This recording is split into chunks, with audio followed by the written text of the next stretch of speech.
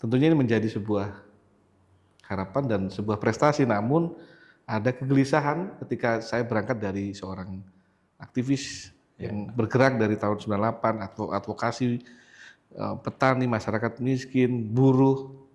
Ya ini yang masih menjadi ganjalan sampai hari ini, masih tidak memiliki basis ekonomi yang besar, tidak memiliki basis politik yang kuat, tapi karena tadi satu kerja keras saya dan yang kedua adalah jaringan yang kita bangun dan tadi ketulusan kita untuk mengabdi kepada partai politik. Saya yakin bahwa mereka yakin anaknya bisa dan mampu, makanya dia tidak tanya. Tapi saya juga berharap kemarin kalau tanya, tapi tadilah cukup dengan doa lah. Dan harapan saya Palembang lebih baik lagi ke depan dengan tidak ada lagi persoalan soal banjir, soal sampah, soal stunting, jalan rusak, nah soal sosial, ya ini menjadi PR bersama lah.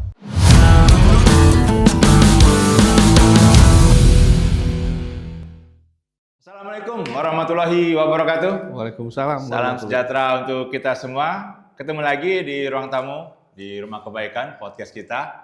Dan kali ini kami didatangi oleh dari kemarin janjian baru kali ini bisa karena kesibukan beliau lagi padat.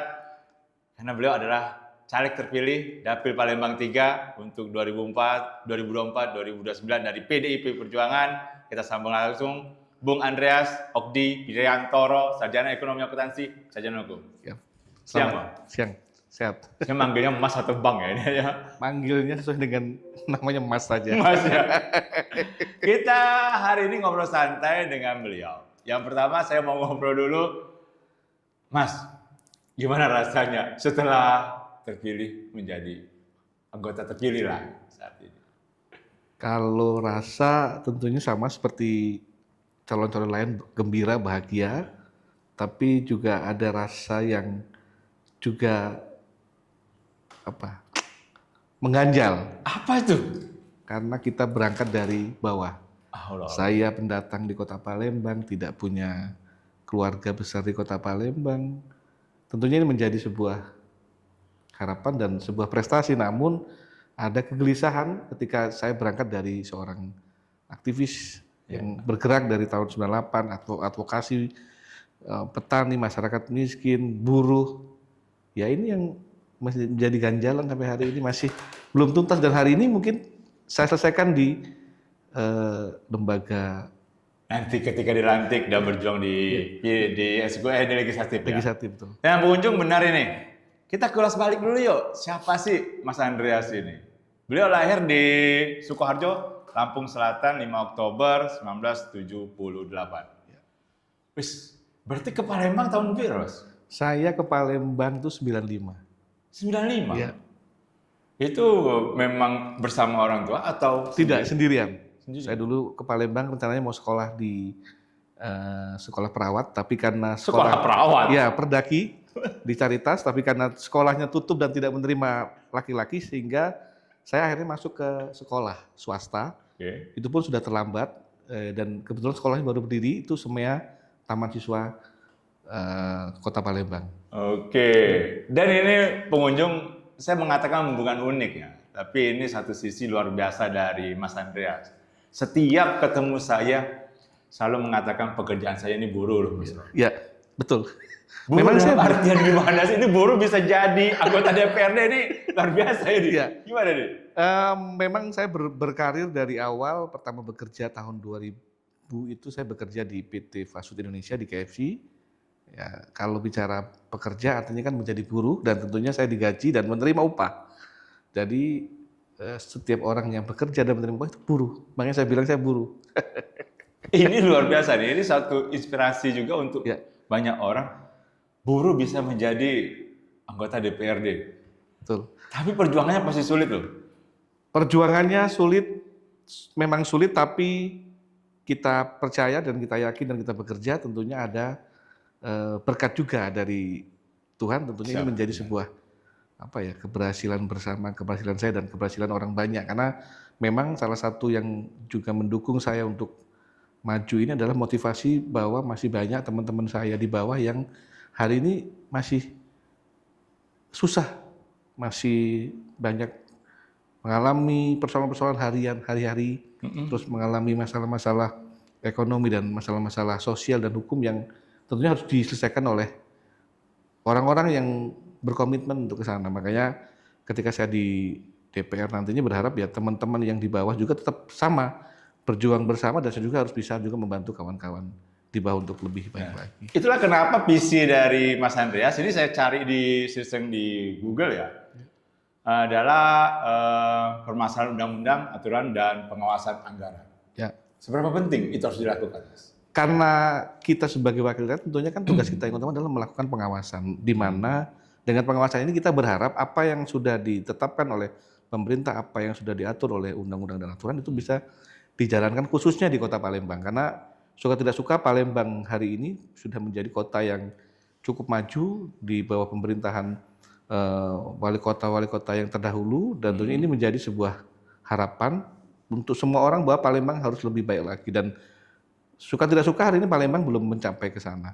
Ada titik stuck yang terjadi pasca misal proses pemerintahan di zamannya wali kota Edi Santana dengan pembangunannya, ada pembangunan PON dan ada Asian Games, itu menjadi prestasi Palembang walaupun itu menjadi program nasional tapi menjadi prestasi. Nah, hari ini Palembang sendiri masih berkutat dengan persoalan sosial lingkungan yang itu tidak pernah selesai.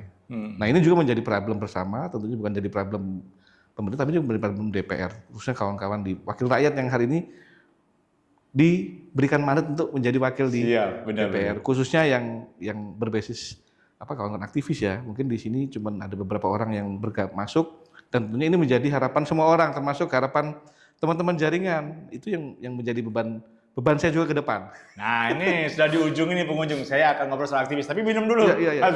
Ini kopi APS Kana, ini sponsor podcast kami. Halo Diskana Legend, sekarang buka kantor di depan. Kantor kami di Jalan Hang Tua. Mas, aktivis buruh. Mulai bergerak di bidang aktivis dari tahun berapa? Saya dulu kuliah di Unsri itu 98. Oke. Terus dari sana saya bergabung dengan organisasi ekstra di Pijar Indonesia. Terus saya juga bergabung di beberapa kegiatan kawan-kawan jaringan, ya ikutlah merasakan bagaimana pergerakan 98 sampai 99 sampai 2000 itu masih suasana panas-panasnya itu. 98 masih terasa di Palembang, di Jakarta dan di daerah lain. Nah, dari sana berangkat ya kita belajar, karena mungkin saya juga berangkat dari perantau dan tentunya butuh banyak teman, butuh banyak kawan untuk bisa bersosialisasi, makanya saya banyak bergabung di organisasi sosial, terutama yang bergerak di bidang penggalangan dan pendampingan masyarakat. Baik itu dulu sering ikut kawan-kawan keliling ke kota kabupaten mendampingi masalah-masalah agraria, pertanian, dan terakhir akhirnya karena saya bekerja di tahun 2000-an, saya akhirnya fokus di perburuhan karena saya menjadi ketua serikat dan menjadi buruh. Sehingga garis itu saya ambil sampai hari ini. Saya masih menjadi ketua DPW Federasi Buruh Indonesia Sulawesi Selatan, dan tentunya ini menjadi beban saya karena saya sudah duduk di dalam, artinya saya tidak lagi bicara bagaimana melakukan perbaikan, tapi kami harus membuat perbaikan itu. Makanya salah satu yang penting itu adalah bagaimana ke depan kawan-kawan buruh di Kota Palembang yang jumlahnya hampir 800 ribuan lebih. 800 ribu? Mereka bekerja di Kota Palembang dan ini butuh fasilitas. Nah, hari ini kami belum melihat ada keseriusan dari pemerintah kota berkaitan dengan perbaikan nasib kawan-kawan buruh, terutama yang di pasar dan toko, karena hampir seluruhnya yang teman-teman kita yang bekerja di toko dan itu tidak memiliki akses pendampingan terhadap persoalan perburuhan. Nah, ini menjadi PR. Nah, ini kan sebagai pengunjung, beliau saat ini diamanahkan sebagai Ketua Federasi Buruh Indonesia Sumatera Selatan. Ya. Kemarin pada saat pileg banyak tidak dukungan dari buruh, suara misalnya gitu. Kalau dari buruh saya pikir tetap ada, tapi karena ini sebarannya sangat banyak di dapil saya di Ilir Timur 1, Ilir Timur 2, Ilir Timur 3, tentunya secara suara pasti ada, tapi tidak detail saya berapa tahunnya, tapi ada tetap beberapa dukungan dari kawan-kawan di jaringan buruh saya dan beberapa organ buruh yang sudah saya bentuk di PKPK di tingkat perusahaan itu yang juga memberikan suara, walaupun misal suaranya tidak signifikan seperti suara yang mungkin saya dapatkan. Tapi mereka memberikan dukungan. Ini jujur ini jadi semacam apa ya? Semacam hal yang baik untuk kalangan buruh nih. Ada semacam perwakilan buruh di DPRD. Merasa tidak Mas bakal akan konsisten untuk memperjuangkan nasib buruh? Kalau saya tetap akan konsisten memperjuangkan nasib kawan-kawan buruh. Dalam konteks mereka juga mau berjuang bersama saya. Artinya tidak ada nanti mereka hanya memberikan harapan tapi tidak pernah mau berjuang, karena kan garis perjuangan buruh kan cuma satu, perlawanan. Siap. Gerakan. Siap. Nah, kalau mereka tidak pernah berlawan, tidak pernah bergerakan, bagaimana nanti saya akan tahu persoalan mereka? Karena kan hari ini ya suka tidak suka yang menjadi garda terdepan persoalan perburuhan adalah serikat-serikat pekerja. Dan jumlahnya hari ini mulai di Sumsel mulai terbatas. Dan memang bekerja di serikat buruh ini tidak ada gaji, Mas. Tidak ada gaji mereka, tapi mereka pengabdian. Namun sebagian kawan-kawan yang sudah aktif di buruh itu juga mendapatkan akses. Nah, ini yang mereka juga mungkin bisa nikmati sebagai bentuk konsekuensi dari perjuangan. Nah, tapi kalau bicara soal gaji tidak ada. Kami sosial, bahkan uang pribadi pun untuk tertaruhkan untuk bisa. Nanti ketika jadi anggota DPRD, ketua federasi buruh ini tetap akan dipegang atau gimana? Sejauh ini di aturannya memang ketika saya sudah di dalam DPR, tentunya yang berkaitan dengan organisasi perburuhan itu saya tinggalkan, karena diatur di anggaran dasar rumah tangga partai di Federasi Buruh bahwa pertama yang di parpol politik menjadi pengurus dan menjadi dewan itu tidak boleh menjabat kecuali diatur lain. Tapi di satu sisi jangan dilepas lah perhatiannya. Tetap dengan kawan-kawan buruh tetap akan saya lakukan dan tetap akan saya bangun sejauh itu tidak melampaui kewenangan saya sebagai anggota dewan. Anggota dewan. Ini Mas, kan banyak nih aktivis yang kemarin di 2024 pas Pileg mencalonkan diri. Ya. Ada yang terpilih, ada juga yang belum mungkin terpilih. Ini kan fenomena ini kan suatu hal yang baik, aktivis terjun di dalam Pileg. Kira-kira background aktivis itu memberikan semacam apa ya? Semacam kekuatan ketika nyalon atau itu suatu hal yang tidak ada dampaknya? Itu menjadi semangat. Karena dulu kami berjuang di bawah itu cukup dengan jalan kaki. Kami dulu mengorganisir masyarakat itu hanya dengan modal kumpul kopi dan lain. Dulu kami makannya nasi bungkus satu-satu bisa untuk orang 4, orang 5. Nah, hari ini dengan pengalaman modal, pengalaman pengetahuan, pengalaman organisasi yang sudah ada, kami praktekkan di lapangan dan buktinya ada. Hari ini saya bisa menjadi salah satu mewakili kawan-kawan aktivis yang duduk di parlemen, dan itu saya praktekkan.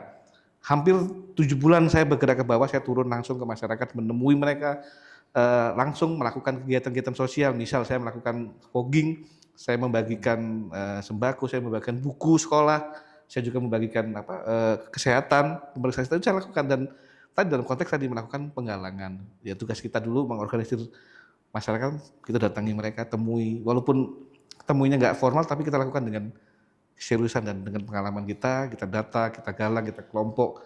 Sampai hari kita urusin terakhir. Tapi ini mohon maaf ini, pertanyaan sensitif ya. Iya. Banyak mengatakan Pileg kemarin kerja politik itu seakan-akan sia-sia. Karena brutal lah katanya pada saat mendekati, mohon maaf nih, ini politik, yang lain-lain. Kerja politik masih punya ini kekuatan? Karena yang menjadi dasar dalam sebuah perjuangan politik itu adalah tadi, yang Mas sampaikan tadi. Harus ada kerja politik. Bagaimana kita mau bicara politik kalau tidak pernah bekerja, melakukan pertemuan dengan masyarakat, melakukan penggalangan, melakukan sosialisasi, berkumpul, bertemu, menyamakan persepsi dan minta dukungan, itu kan bagian dari kerja-kerja politik. Nah, kalau tidak ada ya mungkin kita bisa melihat ada beberapa teman-teman yang dengan modal sosial cukup tinggi, mereka tidak jadi, tapi mereka punya uang, tapi prakteknya ketika nyalon tidak jadi, kan mengandalkan tadi kekuatan modal. Nah, hari ini kan tidak. Nah, saya mengalaminya bahwa apa yang saya lakukan hari ini perpaduan antara tadi kerja politik dan kerja sosial dan kerja kapital, itu tidak kecil juga harus kita lakukan, karena omong kosong kalau kita bicara politik itu tidak menggunakan kapital itu sangat-sangat munafik lah saya bilang. Kos politik lah Mas. Ya kos politik lah kalau saya bilang modal kapital, karena hari ini ya semua butuh biaya. Nah, ini menjadi pengetahuan bersama, tapi bukan menjadi sebuah ketakutan bahwa masyarakat butuh untuk disentuh. Memang betul disentuh, tapi kan dengan caranya. Ada dengan cara yang soft, ada yang dengan cara yang tadi, yang brutal lah. Tapi saya berpikir bahwa hari ini perpaduan antara kerja politik dan kerja sosial dan kerja kapital itu menjadi satu kesatuan, tidak bisa dipisahkan. Kita punya kapital besar tapi nggak pernah kerja politik, Ya. juga salah. Salah, Kita kerja sosial juga nggak punya modal politik juga salah. Karena pengalaman politik itu menjadi dasar seorang politikus ke depan. Nah, yang jadi masalah sekarang bahwa banyak teman-teman yang tidak memiliki dasar politiknya, mereka mau melakukan tugas-tugas politik karena nanti di DPR ini menjadi lembaga politik. Nah, Mereka menjadi benar. wakil rakyat, menjadi representasi partai politik di lembaga. Nah, kalau mereka tidak tahu tugasnya pun ini menjadi lucu, sehingga nanti ketika mereka menjadi DPR, mereka hanya menjadi sebuah simbol bahwa dia menjadi anggota DPR, tapi tidak tahu tugasnya. Nah, nanti ketika bicara soal aturan, mereka juga tidak tahu aturannya, sehingga mereka hanya menjadi lembaga DPR. Nanti bagi orang-orang yang tidak memiliki basic politik dan tidak memiliki basic sosial, ya tentunya mereka hanya menjadi lembaga. Iya, sebagai simbol saja. Jangan kami harapkan Mas Andreas tidak seperti itu. Siap. Saya bicara soal dukungan. Biasa kan kalau caleg itu kan latar belakang entah keluarga, entah apalah itu di belakangnya ada nih. Memang keluarga latar belakang politik, Mas? Kalau saya murni keluarga saya dari petani. Saya hanya dua bersaudara dan saya tidak memiliki keluarga besar di Kota Palembang karena kebetulan saya juga pendatang. 95 saya masuk Kota Palembang sampai hari ini dan ya tidak memiliki akses jaringan keluarga yang besar. Saya pendatang, terus saya minoritas di Kota Palembang, tidak memiliki basis ekonomi yang besar, tidak memiliki basis politik yang kuat, tapi karena tadi satu kerja keras saya dan yang kedua adalah jaringan yang kita bangun dan tadi ketulusan kita untuk mengabdi kepada partai politik. Jadi ketika ngobrol dengan orang tua ini kan ayah udah tidak ada, ibu ini. Ketika ngobrol mau terjun, tanggapan mereka apa nih?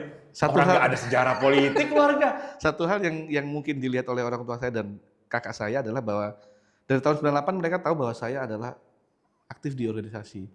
Saya sering demo di 98, saya sering pernah mogok makan dan saya sering pergi keluar kota. Kakak saya tahu itu, makanya mereka berpikir ini cocok di politik, sehingga ketika tahun 2019 saya juga akan maju dan diminta untuk mundur partai, mereka juga tahu itu dan mereka tidak mempersoalkan. Makanya saya bilang nanti 2024 saya akan maju lagi, mohon doa dan dukungannya. Nah, ya mungkin karena mereka tahu bahwa anaknya ini juga senangnya di situ, ya mereka tidak melarang dan tidak nakut-nakutin, justru ya silakan. Tapi dukungan materi dapat nggak sih dari kakak, dari kalau ditanya doa saja? Yang pasti harapan terbesar saya adalah doa dari orang tua saya dan dari keluarga saya, karena itu lebih penting. Karena kalau tidak ada doa, tentunya tidak ada berkat yang berada di kanan kiri saya. Doa ibu ya? Iya, orang tua saya dan kakak saya. Ditanya nggak? Lo punya duit nggak sih? Nggak pernah ditanya. Jadi? Ya mungkin ada sisi positif yang mereka saya tangkap akhirnya, bahwa orang tua saya dan kakak saya yakin bahwa saya punya uang untuk ketika saya maju. Masya Allah. Ada nilai positif yang saya terima akhirnya gitu. Jadi mereka sudah rela adik, anakku untuk mewakafkan diri di politik. Kalau dari istri? Kebetulan saya masih bujang single. Ya? Aduh, ini anggota dewan jadi bujang masih ini single, jadi belum ada. Ya kalau tentunya kalau dari istri kan karena saya belum nikah, ya tentunya saya berkomunikasi juga dengan pasangan lah. Ya semuanya saya jelaskan kenapa saya harus maju, kenapa saya harus memilih. Ya mereka juga tahu konsekuensinya. Kalau nggak jadi bagaimana, kalau jadi bagaimana. Biasanya kan kalau caleg-caleg itu rumah jadi posko pemenangan tuh. Rumah orang tua, rumah kakak Ayu tadi. Itu rumah jadi posko nggak? Kebetulan saya ada teman di jaringan juga yang memberikan support. Saya dikasih tempat di posko di Dempo, sehingga aktivitas politik saya dari mulai hari 0 sampai hari H tetap saya lakukan di luar, sehingga orang tidak pernah tahu di mana rumah saya. Sehingga di rumah saya hanya hari-hari hanya tahunya ada rumah yang biasa pagi malam saya keluar, tapi tidak pernah tahu hidup pikuk perjuangan saya di luar. Ada banner tidak di rumah? Di rumah tidak pernah saya pasang. Belum. Ya. Tidak pernah saya pasang, saya nyalon tidak pernah. Cuman ada saya pasang satu bendera partai. Untuk menjelaskan bahwa ini orang PDI. Itu saja. Kalau yang lain tidak pernah saya kasih simbol-simbol di rumah. Bahkan Izin ketika menyampaikan ke ibu terutama, Bu terpilih, apa reaksi? yang pasti Terkejut atau gimana? Yang pasti mereka, ibu saya sangat-sangat terharu lah. Karena dia tahu saya, tahu perjuangan anaknya kan, tahu perjuangannya. Terus dia juga dengar cerita kalau nyalon tuh harus punya modalnya harus sekian-sekian. Karena dari awal saya nggak pernah ditanya, kamu punya uang nggak oleh orang tua saya. Oleh kakak saya nggak pernah ditanya. Tapi saya yakin bahwa mereka yakin anaknya bisa dan mampu, makanya dia tidak bertanya. Tapi saya juga berharap kemarin kalau tanya, tapi tadilah cukup dengan doa lah.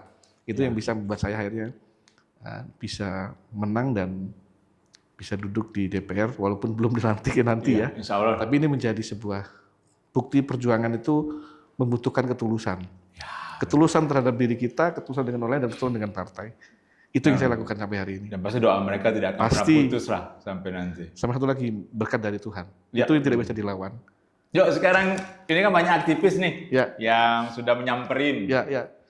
Sudah terpilih, ngucapin selamat. Ada tidak titipan dari mereka untuk Mas Andreas ketika nanti nyalon jangan gimana nih? Apa sih pesan-pesan mereka? Kalau titipan dari kawan-kawan gerakan cuman sederhana bahwa tetaplah seperti yang hari ini kamu lakukan di luar. Karena kan saya itu termasuk orang yang nggak mau kompromi di luar, Mas.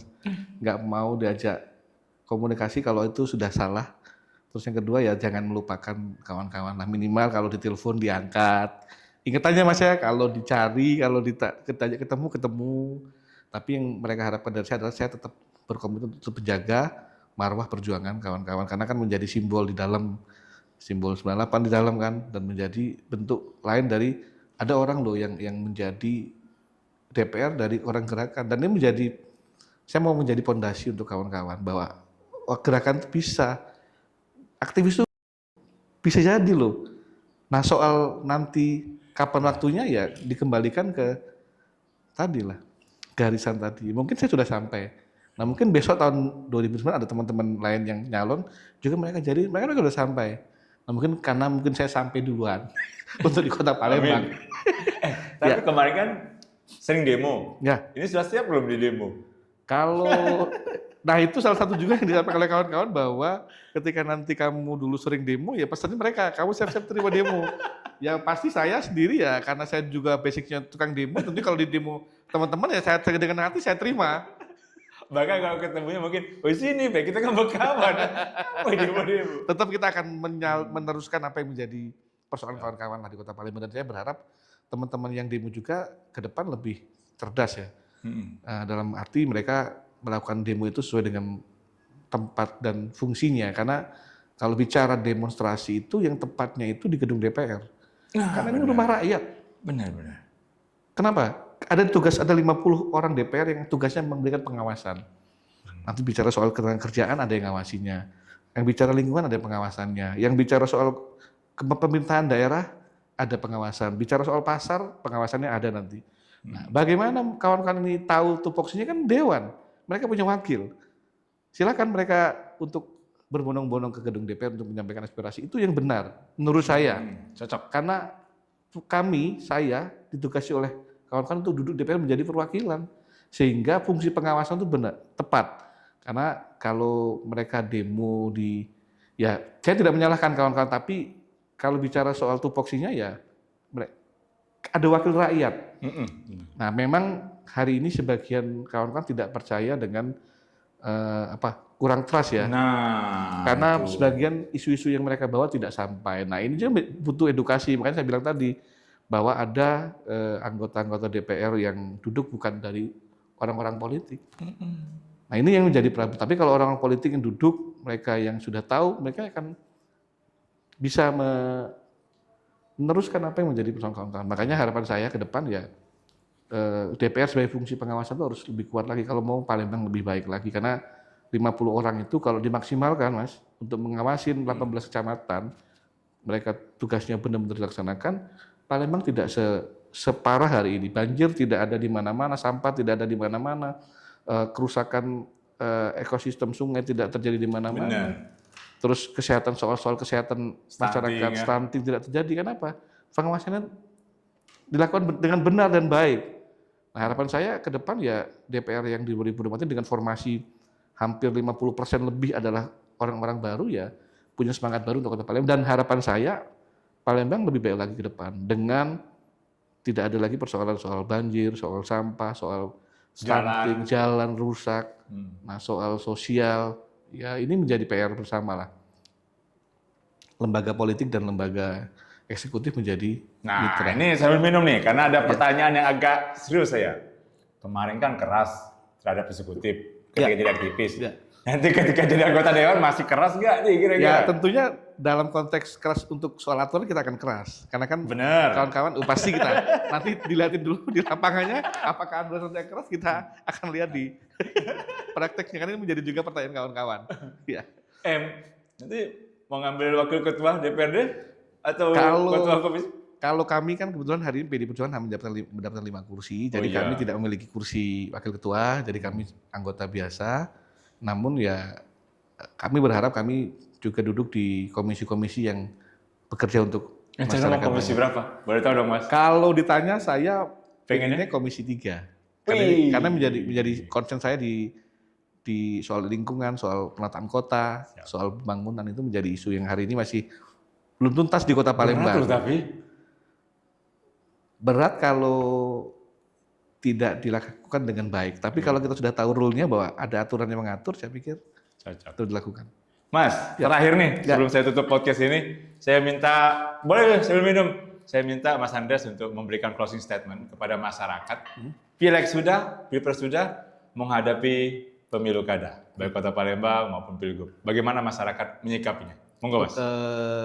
Karena sebentar lagi kita akan melakukan masa Pilkada dan Pilgub ya, tentunya harapan saya sebagai masyarakat Kota Palembang mengajak masyarakat untuk dapat memilih calon-calon wali kota, calon gubernur yang memiliki kemampuan secara sosial dan memiliki kemampuan secara politik untuk bisa menentukan sikap politik ke depan. Karena suka tidak suka kebijakan politik di pemerintahan yang dibangun oleh calon-calon yang akan maju nanti itu menentukan masa depan kondisi masyarakat di tingkat kota dan kabupaten. Sehingga ke depan harapan saya yang menjadi wali kota, menjadi gubernur adalah orang-orang yang memiliki basic kemampuan politik dan kemampuan sosial yang lebih mumpuni dibanding calon-calon terdahulu.